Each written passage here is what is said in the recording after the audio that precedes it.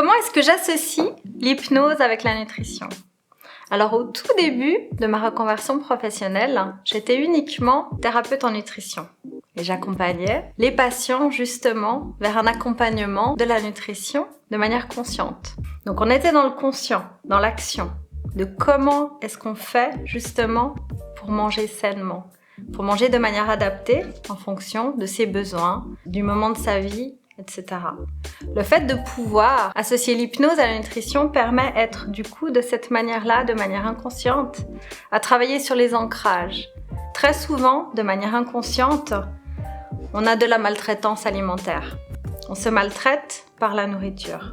Soit en ne s'offrant pas suffisamment à manger, ce qui peut être le cas dans certains troubles alimentaires, ou alors de manger trop vite, par compulsion. Du coup, l'intérêt de pouvoir associer l'hypnose à la nutrition, c'est de pouvoir à la fois travailler dans l'action et dans l'inconscient, et d'ancrer profondément en soi, de pouvoir justement manger en pleine conscience, doucement, de pouvoir également mastiquer longuement les aliments et de découvrir ou de retrouver à nouveau le sentiment de satiété.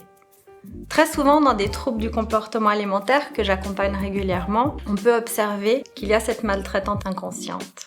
Et souvent, ce que je vois en consultation de nutrition, c'est aussi l'énorme culpabilité des patients et souvent des patientes par rapport au fait de ne pas arriver à manger sainement. D'être dans la culpabilité, de ne pas avoir résisté au chocolat après un repas, ou alors d'être dans la compulsion alimentaire suite à un repas copieux. De pouvoir comprendre de manière nutritionnelle qu'est-ce qui fait qu'il y a une hyper et une hypoglycémie réactionnelle, une montée de sucre d'un coup et une pulsion alimentaire qui arrive derrière, c'est intéressant en nutrition. Et ce qui peut être intéressant également, c'est d'aller creuser profondément au niveau inconscient pour comprendre quelles sont ces pulsions sucrées, d'où elles viennent et comment justement s'en débarrasser. Et de s'offrir une alimentation bienveillante et de se réconcilier avec son corps et avec son image. De cette manière, le patient pourra à l'avenir se nourrir de manière bienveillante, consciente et en fonction de ses besoins.